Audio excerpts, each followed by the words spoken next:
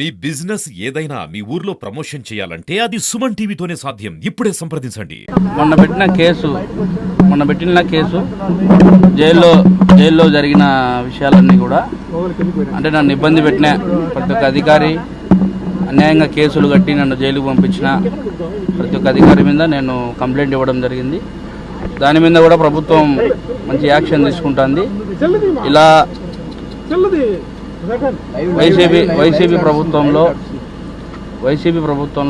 ప్రతి ఒక్కరూ గవర్నమెంట్ సంబంధించి డిపార్ట్మెంట్ వారు ప్రతి ఒక్కరు కూడా ఇబ్బందులు పెట్టిన కారణం చాలా ఉంది.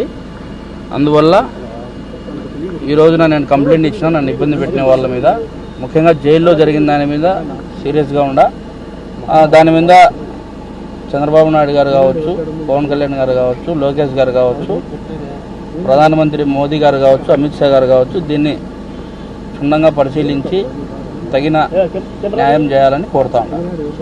చెప్పలేము, అది గోప్యంగా పెట్టాలి కదా. అందుకు అడగడం అంటే అదే ఎట్లా జరిగింది, ఎవరు వచ్చినారు, ఎవరు బెదిరించారు అనేది అడిగినారు, దానికి చెప్పినాము. అంటే మొత్తం అది గోప్యంగా పెట్టాలా, విచారం జరుగుతుంది కాబట్టి దీంట్లో డిస్టర్బ్ ఏం చేయదలుచుకోలేదు. ఫస్ట్ ముద్ద వచ్చేసి చైతన్య రెడ్డి, రెండో ముద్ద వచ్చేసి ప్రకాష్, మూడో ముద్ద వచ్చేసి డిఎస్పీ నాగరాజు, ఆయన నాలుగో ముద్ద వచ్చేసి సిఐ ఈశ్వరయ్య. విచారణ కదా, గోప్యంగా పెట్టాలా, వచ్చేప్పుడు బయటకు వస్తాయి అన్నీ. ఓకేనా, ఖచ్చితంగా జరగాల్సిందే, జరుగుతుంది కూడా, దాంట్లో డౌట్ లేదు. ఎందుకంటే ఈ యొక్క కేసు టీడీపీ గవర్నమెంట్కు సవాల్ అది. ఎందుకంటే ఒకప్పుడు టీడీపీ హయాంలోనే మర్డర్ చేయించి జగన్మోహన్ రెడ్డి టీడీపీ మీద నెట్టినాడు.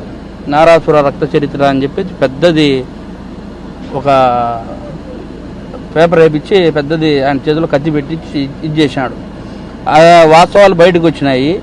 ఇంకా 5 ఏళ్ళు వైసీపీ గవర్నమెంట్ ఉన్నప్పుడు జగన్మోహన్ రెడ్డి అనేవాడు తప్పే చేయనప్పుడు, 5 ఏళ్ళు గవర్నమెంట్ వైసీపీ ఉన్నప్పుడు ఎందుకు దానిని బయటికి తీసి వివేకానంద రెడ్డి కేసును విచారించలే, ఎందుకు మా చిన్నాయన కేసును విచారించాలని కోర్టుకు పోలే, ఇవన్నీ కూడా ఉన్నాయి. అందువల్ల ఎవరు చేసినారు, ఎవరు చేయించినారు అనేది క్లారిటీగా ప్రజలకు తెలుసు, అందరికీ తెలుసు, మీ మీడియా మిత్రులకు అందరికీ తెలుసు. తొందరలో నిజాలు ఇంకా బయటకు వస్తాయి, వెయిట్ అండ్ సీ అంతే. చెప్తామన్నా, తొందరలో బయటకు వస్తాయి, ఏం దాచిపెట్టుకునేది ఏమి ఉండదు.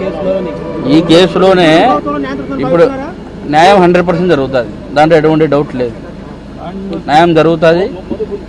అందరూ టీడీపీకి సంబంధించిన కూటమి ప్రభుత్వానికి సంబంధించిన పెద్దలందరూ కూడా దీని మీద దృష్టి పెట్టినారు. ఇప్పుడు స్టార్ట్ అయింది, ఎండ్ కార్డు పడుతుంది తొందరలో. ఓకేనా.